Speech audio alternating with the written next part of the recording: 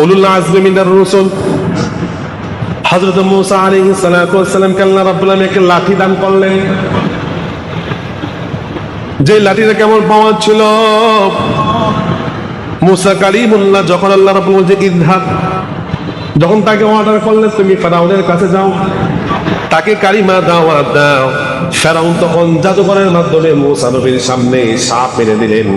আল্লাহ মূসাকে order করলেন, মূসা তোমার হাতে যে লাঠিটা রয়েছে এই লাঠি তুমি মাটির মধ্যে প্রহার করো। সঙ্গে সঙ্গে আল্লাহ রাব্বুল আলামিন লাঠিটাকে তিনি সাপ বানিয়ে দিলেন। সুবহানাল্লাহ। এমন লাঠি মুজিজা আল্লাহ মূসা নবীকে দান করলেন।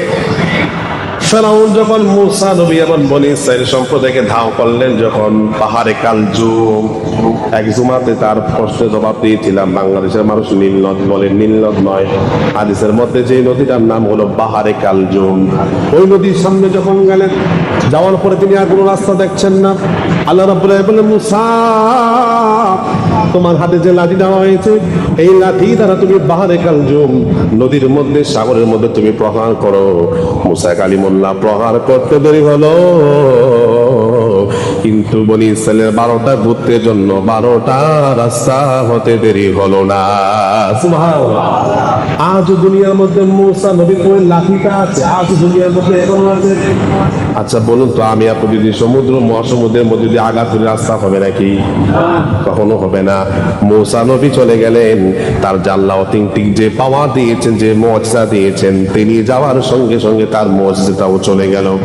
শুধু তাই নয় ভাইয়েরা বন্ধুরা আমার, وآتينا داوود زبورا, দাউদ আলাইহিস সালাতু ওয়াস সালামকে আল্লাহ রাব্বুল আলামিন তাকে একটা ভয়েস দিয়েছেন, কণ্ঠ দিয়েছেন, সুর দিয়েছেন।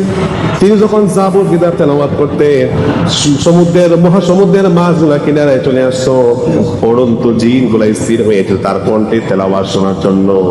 আজ দুনিয়ার মধ্যে জাবুর কিতাবে কিছু লিপিবদ্ধ আছে, কিছু লিপি আছে, কিছু কাগজ আছে।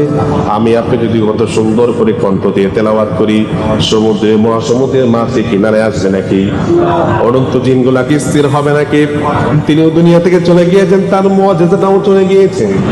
এমন করতে করতে ঈসা আলাইহিস সালাতু ওয়াস সালামকে আল্লাহ রাব্বুল আলামিন মুজিজা দান করেছেন। তিনি যখন কোন কবরের সামনে গিয়ে তিনি বলতেন কুম বিইযনিল্লাহ, তুমি আল্লাহর হুকুমে দাঁড়িয়ে যাও, সঙ্গে সঙ্গে দাঁড়িয়ে যেতেন।